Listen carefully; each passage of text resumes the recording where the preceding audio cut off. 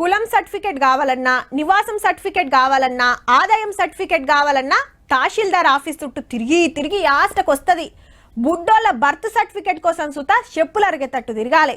ఈ స్కూల్కో కాలేజ్కో దరఖాస్తు పెట్టుకునే పోరలకైనా, బ్యాంకుల లోన్ల కోసం దరఖాస్తు పెట్టుకునేటోళ్ళకైనా సర్టిఫికెట్లు కావాల్సిందే.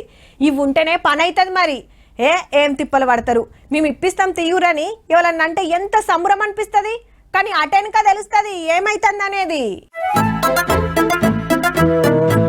దొంగ సర్టిఫికెట్లు పుట్టించే మంచి పనిమంతులు మనోళ్ళు. కులము, ఇన్కమ్ సర్టిఫికెట్ల కాంచెల్లి భూమి పట్టాల దాకా ఏది కావాలన్నా ఎమ్మటే చేసి పడేస్తారు. 9 ఏండ్ల సీనియారిటీ. మరి పట్నం సరూర్ నగర్ ల దుఃఖం తెరిచి జోరుగా నడిపిస్తున్నారు దందా. ఇన్నేళ్లకు పోలీసులకి ఎట్లా మతలబ్ అందిందో. 48 ఫేక్ బర్త్ సర్టిఫికెట్లు, 11 ఫేక్ ఇన్కమ్ సర్టిఫికెట్లు, 571 స్టాంప్ పేపర్లు సీజ్ చేసి 6గురిని అరెస్ట్ చేస్తే ఇంకా కొందరు పరారీలున్నారట. అర్జెంట్ అక్కరున్నదని ఎవ్వలొచ్చినా కట్నం చదివిస్తే చాలు ఏదంటే అది చేతిలో పెడతారు ఎమ్మటే. మరి ఆఫీసర్ల స్టాంపులు ఎట్లా అంటారేమో. అన్ని ఇళ్లతానే ఉంటాయి.